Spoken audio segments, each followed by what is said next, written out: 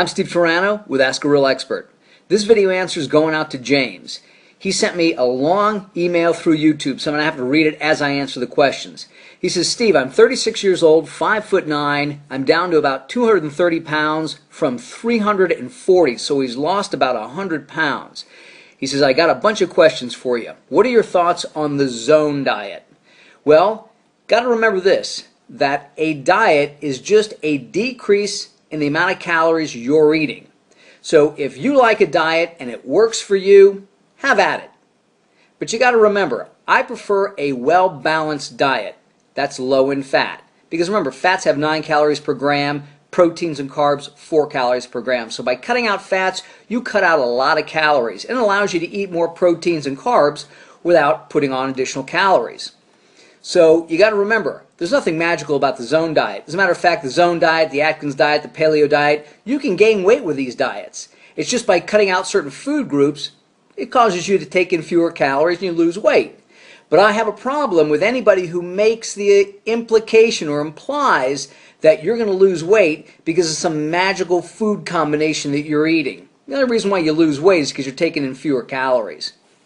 Steve, what do you think about the 5x5 program? Saw a lot of this stuff on the internet. You know, there's no magic to 5 sets for 5 reps. And again, with limited or certain exercises, bench, squat, deadlifts, rows, things like that, you know, you've got to stress the muscle. You've got to create an intense muscular contraction.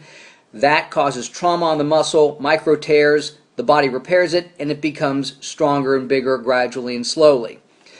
But by telling people that 5x5 is the magic number, that's bullcrap, okay?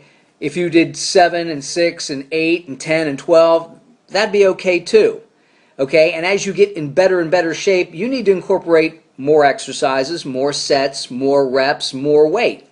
So again, by limiting people to 5x5, that's not accurate, okay? And telling them that's the only way to get big and strong, that's just total bullshit, okay? As somebody gets in better and better shape, they need to add more exercises, more sets, more reps, more strength.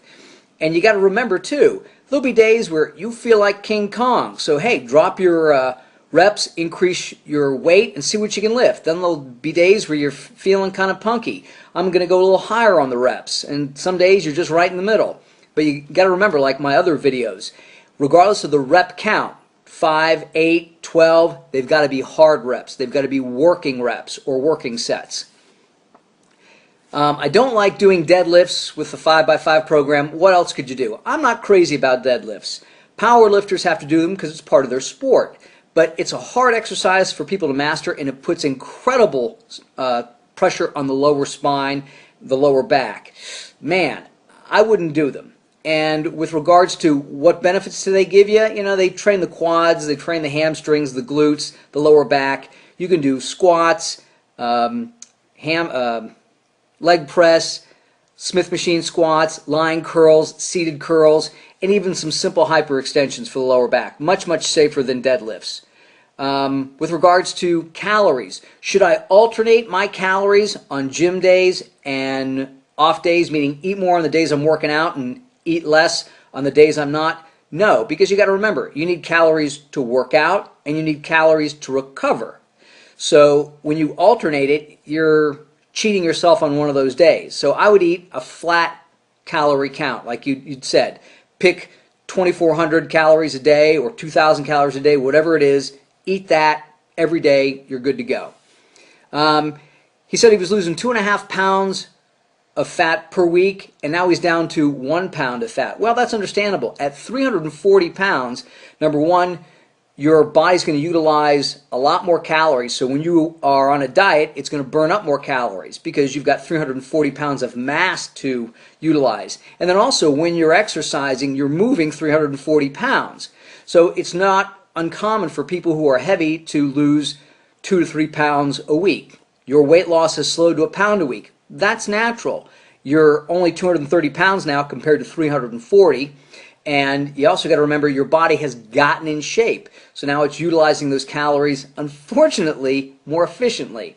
So you're not burning as many. But primarily, you're just not as big, so your body doesn't require as many calories. So now your calorie deficit isn't as great. Having trouble with my weight. Your weight calipers, the ones you're talking about, you're pinching, you're looking for your lean body mass, it says you're at 180 pounds. That seems a little high because at 230 pounds, that would put you at about 78% lean body mass and about 22% fat. So I think those calipers are a little off. Although, you know, they're not bad to use. I prefer just looking in the mirror, doing a pinch chest, and checking my strength. That's how I check my lean body mass. If you asked me what mine was, I would have no idea. App on the phone. Let me see. Is it really true I can gain muscle and lose fat at the same time? Yes, I've done a million videos on that. Absolutely. There is no set calorie amount. That's going to depend on the individual, how hard they're training, how muscular they are, how long they've been training. So I can't give you a specific calorie amount or body fat level where I would tell you don't go above or below this and you'll start losing muscle. I can't do that. Okay? Nobody can. Because you have to take into consideration, again, all those factors. How big you are, how hard you train, how muscular you are, how hard you've been training, how fat you are, all these things.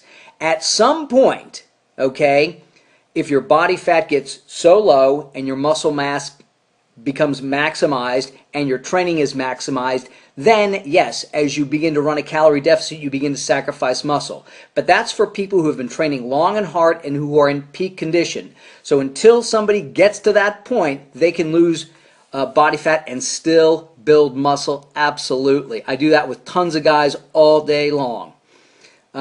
Supplements. Multivitamin, if you're a guy, watch the multivitamins with iron. I think there are studies out there showing that multivitamins with iron for guys, bad on the heart. So just go with a simple multivitamin. If you want to try creatine, creatine will increase the creatine phosphate molecule in your muscle. It'll increase the quantity of creatine phosphate in the muscle, and that's the energy molecule that we primarily use for lifting. So that will give you a little more strength and a little faster recovery. Coffee drinker. Is it true that it can stall weight loss? No.